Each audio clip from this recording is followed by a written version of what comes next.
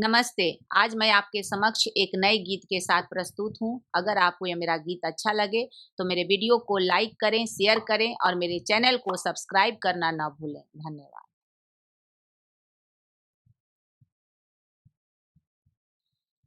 याद रखबा याद रखबा बोला भूल जइबा, बताव पहुना, बताव पहुना, फेर कहिया ले अइब, बताव पहुना, फेर कहिया ले अइब। याद रखबा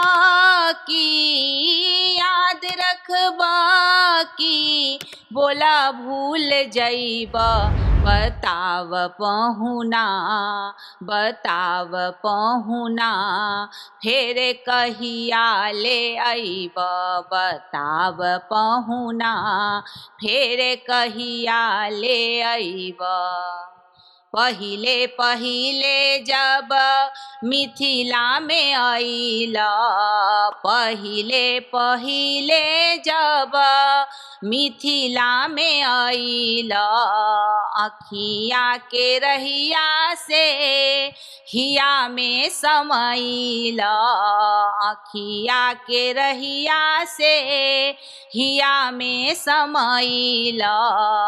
अब नहीं हिया से, अब नहीं हिया से निकल तू पैब, बताव पहुना, बताव पहुना, फेर कहिया ले अइब, बताव पहुना, फेर कहिया ले अइब। याद रखबा याद रखबा बोला भूल जइब, बताव पहुना, बताव पहुना, फेर कहिया ले अइब, बताव पहुना, फेर कहिया ले अइब। तोहरा के देखी के लागलई हमके, तोहरा के देखी के लागलई हमके, तोहरा से नाता बा जन्म जन्म के, तोहरा से नाता बा जन्म जन्म के। नाता निभइब, नाता निभइब भूल बिसरइब, बताव पहुना, बताव पहुना, फेर कहिया ले अइब, बताव पहुना, फेर कहिया ले अइब।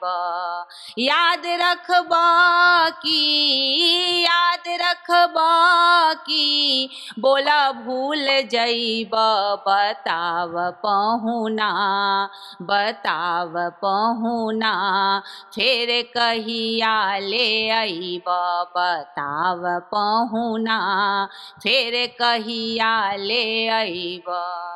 सुनीला के जेकरा से नाता लगावेला, सुनीला की जेकरा से नाता लगावेला, भले ओ भुलाई जाई पर तू ना भुलावेला, भले ओ भुलाई जाई पर तू ना भुलावेला।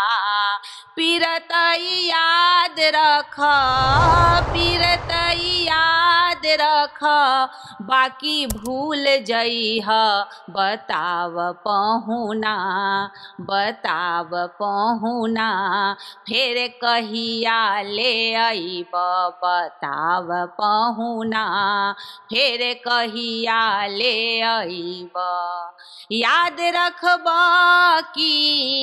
याद रखबा बोला भूल जइब, बताव पहुना। पहुना, बताव पहुना फेर कहिया ले अइब, बताव पहुना फेर कहिया ले अइब, बताव पहुना फेर कहिया ले अइब।